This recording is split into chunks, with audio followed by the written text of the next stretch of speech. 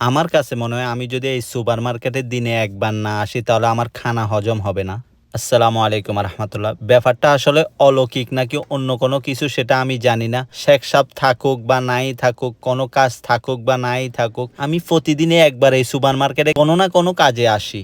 এই সুপার মার্কেটে হরেক রকমের কোল্ড ড্রিঙ্কস আছে, বাট আমার হাতে এখন যে কোল্ড ড্রিঙ্কসটা আছে এই কোল্ড ড্রিঙ্কসটাই আমার কাছে বেশি ভাল লাগে। মজার বিষয় হচ্ছে যে কখনো যদি এটা শেষ হয়ে যায়, আমি যদি সুপার মার্কেট ওদেরকে জিজ্ঞেস করি কোল্ড ড্রিঙ্কস এটা নাই, তখন তো না বলে। এরপরে যদি কোল্ড ড্রিঙ্কসটা আসে আর আমি যদি তখন সুপার মার্কেটে ঢুকি, ওরা ঢুকতেই আমাকে বলে তোমার কোল্ড ড্রিঙ্কস এটা এসে গেছে। আহামরি তেমন কিছু না নারিকেলের, বাট আমার কাছে ভাল লাগে। এরপরে চলে গেলাম শোরমাতে। শোরমাতে অর্ডার ছিল, সেগুলো রিসিভ করে নিছি।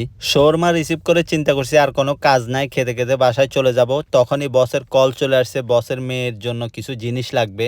জিনিসের মধ্যে পিৎজা লাগবে, তাই শুরুতে ডোমিনোসে গিয়ে পিৎজার অর্ডার দিয়ে দিলাম।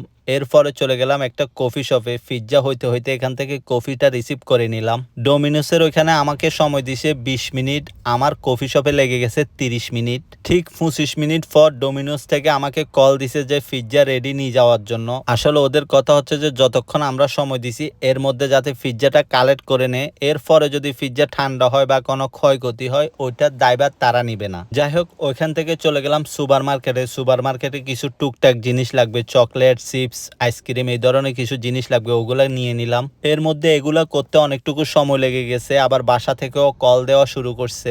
আসলে খাওয়ার অর্ডার গুলো হোম মিনিস্টার থেকে চলে যায় প্রাইম মিনিস্টারের কাছে। প্রাইম মিনিস্টার যদি একবার এটাকে মঞ্জুর করে নেয় তখন আর শান্তি নেই। এরপর থেকে শুধু আমাকে কল দিতেই থাকবে যে কোথায় আছি আর কতক্ষণ লাগবে, কখন আসবো।